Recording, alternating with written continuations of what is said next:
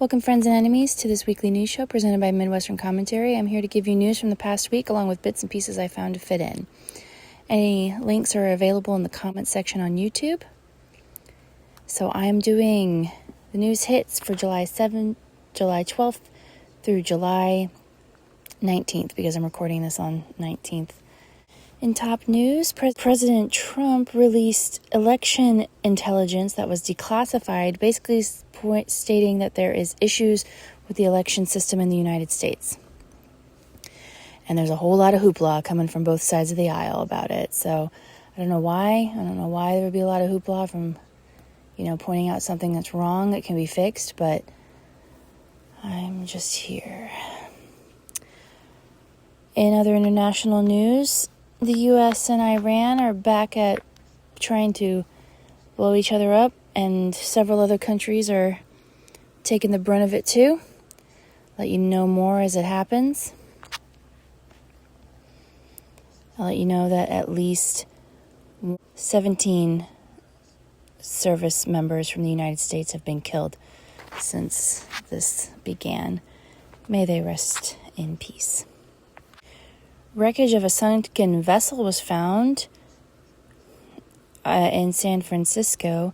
2 people are still reported missing. Ship it sank on Wednesday afternoon after being hit by a wave and capsizing. The group on board were scattering the ashes of a loved one. I hope they find the missing ones, and I'm sure the people who and the first responders who rescued the others from the boat, I'm sure that many people thanked you for doing that. Senator Lindsey Graham died this past week. And the Wounded Warrior Project Soldier Ride kicks off in Times Square on July 16th is when it kicked off. So put the pedal to the metal, people. This week's random history fact is about the 1920s and long-distance phone calls, which were expensive. A 10-minute cross-country phone call in 1927 cost at the time $27.75. In case anyone is wondering, that is the equivalent to $426 today. So I'm never going to complain about my phone bill again. It's certainly not that high. At the Farmers Bulletin, crops this week. Corn, 34% silking. Soybeans, 50% blooming. Winter wheat, 67% harvested. Cotton, 60% reached squaring stage. Sorghum, 30% headed stage. Rice, 35% headed stage. 93% of oat has been headed. 79% of barley has reached headed stage. 72% of spring wheat has reached headed stage. 65% of peanut crop has reached pegging stage. Flowers, I guess, are up in the air. I don't know. And no, not a dirty word in this instance, folks. Get your head out of the gutter. Be sure to thank a farmer for the food that you've eaten today. In other food news, Coca-Cola has halted U.S. Fairlife milk production after cyber attack hits systems. Sports, the FIFA World Cup ended today with Spain taking the gold, Argentina the silver. Life of me, I can't remember who took bronze. Congratulations to everyone who participated, no matter what level you left with. You got to the FIFA World Cup. That's an achievement in and of itself. In other sports news, the IndyCar race in Nashville scheduled today for the July 19th will actually, due to rain delays, be done on Monday, July 20th. This week's missing person is Jason Jokowiski. My apologies if I mispronounced his name. On June 13th, 2001, Jason went missing after leaving his residence in Omaha, Nebraska. He was last seen walking to work at Fazoli's restaurant and was supposed to meet a friend at Benson High School, which he did not appear. His date of birth is June 24th, 1981. He has brown hair and brown eyes. At the time of his disappearance, he weighed about 160 pounds. And he was about 6 feet tall. So please check out the missing persons poster. If you have any information, please contact the FBI or anyone. I'm sure Jason's family would love to hear any possible information that you might have. They also do have an anonymous tip FBI hotline. So if you want to leave a tip anonymously, you can do so on there. This week's museum piece comes from the Hermitage Museum in Russia. Tell you something. It took a little bit for me to figure out how to change it from Russian to English. But here's a beautiful miniature portrait of Empress Josephine by Louis Bertin Parent. It's from France, dates about the 19th century. It's bone mounted in gold and pearl. It is very tiny. It is 4 by 3 centimeters. So it came to the Hermitage in 1936. So it's currently not on display, but it is a beautiful, beautiful little portrait of Empress Josephine. This week's POW MIA service member is Chief Master Sergeant Dean Arnold Duvall. He entered the U.S. Air Force from Indiana and served with the 4th Commando Squadron. He was a gunner aboard an AC-47D when it went missing on March 13, 1966. His remains have not been located, still are considered missing in the country of Laos. On all the information available, he is in the category of active pursuit. His name is memorialized on the Courts of the Missing at the National Memorial Cemetery of the Pacific, along at the Vietnam Veterans Memorial Wall in Washington, D.C.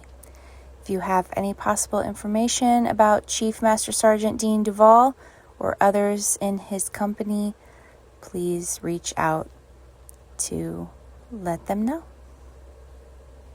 All right, crime news this past week. In Ohio, the House of Horrors mom was previously charged for not sending their kids to school, which I believe is called truancy. The Siders, Miss Siders, Elizabeth Siders, and her husband Gary Jr. were slapped with truancy charges in October of 2021. They were accused of not sending 6 of their children to the elementary school near where they lived at the time. The children were defined as being absent from school without legitimate excuse for the entire 2021 to 2020 academic year to present. Oh my gosh, they missed about 72 school hours. In Ohio, where it's filed, a truant kid is someone who misses at least 42 hours of school in 1 month. The case was dismissed in January of 2022, with Judge Thomas Moulton Jr. saying the Siders and their kids were unable to be served because their location was unknown by the court. What? It's not known if any of the other children were enrolled in any school. They were found to be living in their Ohio home when authorities executed a warrant for a parallel case.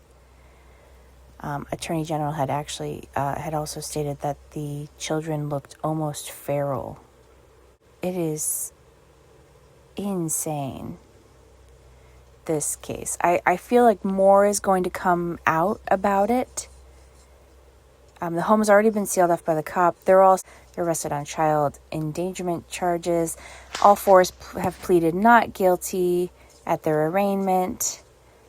And apparently the grandfather had the judge ruled that he must undergo a competency evaluation to see if he's competent to be. In Nature this week, the Canadian wildfire smoke brings unhealthy air quality to over a dozen states in Midwest and Northeast. Currently, Canada has nearly 900 wildfires burning, with 200 of those categorized as out of control. Heavy rain by the Minnesota-Canadian border on Friday, this past Friday may help with storms, but more storms could also bring wind and lightning. So it's kind of a 50% chance if you're going to have more wildfires or less. Several cities have been categorizing the air quality as bad or poor. Hey, watch out. Keep in mind when you go out to check your air forecast, be safe.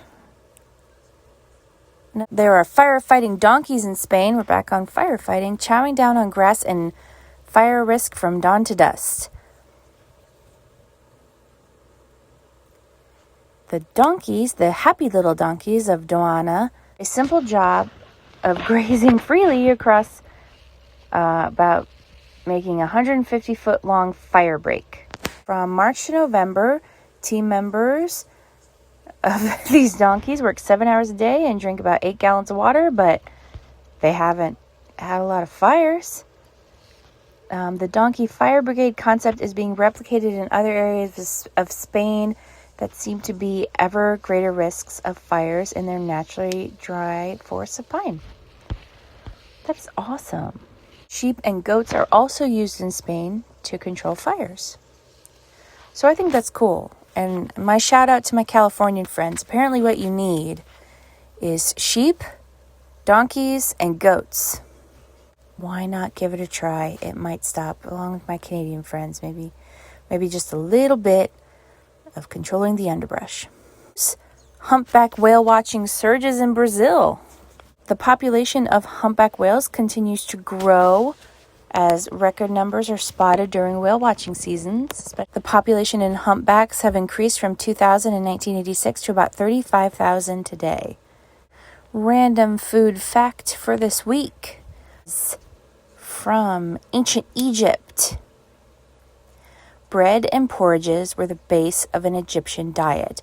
They were made with barley or emmer wheat, the two staple crops of Egypt. The grain was ground by hand with stone querns to produce flour. So grit and sand did find its way into the flour while it was being processed and transported. And you can tell that because many mummies have teeth worn down from years of eating the grit. The common style of bread was a flat bread made with flour, salt, and water. It was formed into round or triangle shapes, but could sometimes be made into human or animal figures. Many different varieties, which included fats, eggs, oils, or dairies, including, besides the flour and water. Or leavening was added to, and they even had models of bakers found in tombs. Be sure to like and subscribe. In pop culture news, Jurassic Park star Sam Neill died from pneumonia this past week. May he rest in peace. I remember the first time I saw Jurassic Park, I thought he was the funniest dry wit character. He screamed scientist. May he rest in peace. For news, DNA from the skull of an unknown Revolutionary War soldier reveals more than his name. Private John Pumphrey was unknown. He died August 16, 1780 at the Battle of Camden in South Carolina. It was one of the Continental Army's most devastating defeats. Many of the 900 killed were left where they fell, abandoned to the wild animals, the heat, and the humidity. Archaeologists surveying the area in 2020 came across human bones protruding from the ground, and eventually 14 sets of remains were identified, 12 of them Continental soldiers. The others were determined to be connected to the British side and were reburied at the battlefield. The Richland County Coroner's Office had worked with Texas-based FHD Forensics and asked for their help, calling the set of remains America's oldest John Doe. They weren't sure if they could get genetic profiles from a 240-year-old plus remains, but they got lucky. The 12 Continentals were then reinterred with full military honors. When they initially took the DNA sample, they got about 20,000 matches. So they had to work through it. There was a match from a maternal line, and archival research was started to develop after finding the maternal line name. And he was about 13 when he went to Baltimore and enlisted in the militia. He was young enough that when he died, the growth plates around his knees had not fully closed, according to several people. Researchers know that Pumphrey and his comrades from the 7th Maryland Regiment were with George Washington at Valley Forge. It was involved in some major battles, including Brandywine, Germantown, and Monmouth. They don't know what his cause of death was. They didn't find any particular issues on his body, any injuries on his body. It's possible he had a soft tissue injury, but impossible to tell after 246 years. While working on another set of remains, one of them is related to Pumphrey, and they tracked down his relatives. His gravestone still reads unknown, but they are pretty sure that it is John Pumphrey. And they are awaiting the U.S. government to confirm the research and to replace the name. For pop culture news, Disney's live-action Moana crashes hardcore. And I know I mentioned it in last week's video, but apparently it's projected to possibly do worse than Snow White.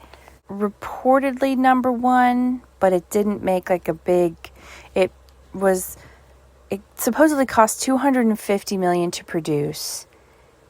And so far it's adding up to about $95 million on a global debut. Now, it's obviously not its final numbers, so maybe it won't. Maybe it'll break even. Trying to be optimistic in saying that, but I think it should be a hint for Disney. I think if you've had two live action, and I'm not including Lilo and Stitch, live action princess films that have kind of sunk at the box office, I think that you might want to reevaluate your live action princess movies. Maybe take a break for a little while, shelve it. Do it like that Batgirl film that was shelved. Just put it on the shelf for a bit. Maybe consider it at a very later date to put it back out. But that's all the news hits for this week. I hope you've enjoyed, and I hope that you like and subscribe so you can see more of my content and maybe drop a comment. So hopefully I'll remember to record a little bit earlier this coming week. I had a very busy weekend. So I will hear from you all before the next video. And I hope you have a good time. I hope this has made you smile, laugh in some way, find some joy. And I'll catch you in the next video. God bless.